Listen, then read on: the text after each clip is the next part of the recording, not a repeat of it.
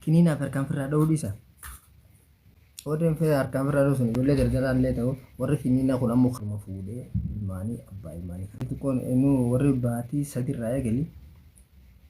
kan meeshaan isaa hin kaane jechuun ganama subiillee baatii sadirraa eegalan baatii sadiin akka kaane kan jiru ta'a achirraa eegali ama 8 amata 6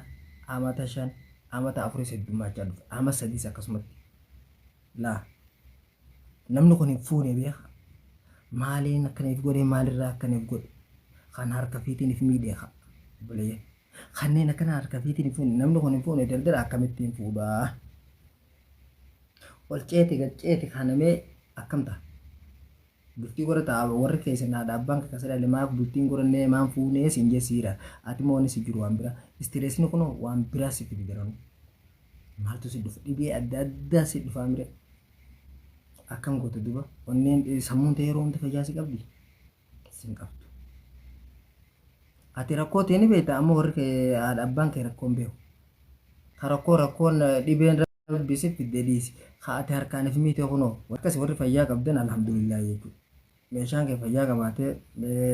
ilma humnaan qabu warri joosan alhamdulillah jaa warri akkanaa jiraa jee warri akka meeshaan hin kaanilaa warri rakkoo hedduu baay'ate. Ganama subiillee qabu. Ira ganama subii faa ka'uu dinnaan akkam kan yeroo hundan kaane meeshaan dhiiraa ganama subiillee hin ka'uu jechuudha. Akkana baay'ataa dhufee warma dardaraa kana warma akkasumatti parsantii warri ganama laal baata sadiirraa eegalan warri ganama subii meeshaan kan hedduu dardarree parsantii akkanallee jiru heddummaachaa dhufe warri baatii jaatis heddummaachaa dhufe warri amata sadii jeema hanga amata 10tti warra meeshaan hin kaane namni irra guddaan jechuudha. Edoo namni huccumaan nama godhee namni huccuma keessa deema malee namni tokko fayyaan qabu harkirra guddaan jechuudha. Balayyaan ammallee numaan jaa ijoolleen amma akkanatti cobxoo fi maaree qabdu kana hin dhiintu beeku yoo sirra ture numaan jaa ammallee warri cobxoo infekshinii yoo sirra ture hin dhiintu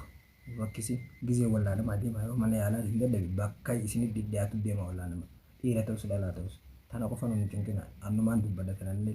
akkasii kanneen warri dhiiraa maaltu kana godhaa warri amata 10 kaan meeshaan sunis hanga amata takkaatti hanga baatii 6 hanga baatii 3 maaltu akkas godha kadhibee mee hanga amataatti aagatu hanga amataatti maaltu akkas godha yoo jette warra kiniina nyaatu warra harkaan firraa dha'u warra diraagaa adda addaa fudhatu waan adda addaa dhugu si galee jira amata 3 olii kuni dawa amata kayfi shukum fajir nakam gora duga bakabati jaha fajir berdawa wa kallalin gable mata gutu namni dawa nyaatu jira kabati jaha dawa nyaatu jirta iti dif godda ta enyu su godde duga sport ada lagu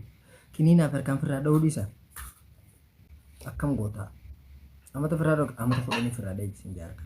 amata jaan firade amata shanin firade raka tinina amata meeqa nyaadde sin jaa meeqan go hagana irratti mee isa geessa odeen fee harkaan firade sun wanti illee ta'u ijoollee gargaaraan illee ta'u warri kinina kun ammoo kanuma fuudhee kana keessa jira ijoollee gargaaraan warri kinina kan fayyadamu ni beektan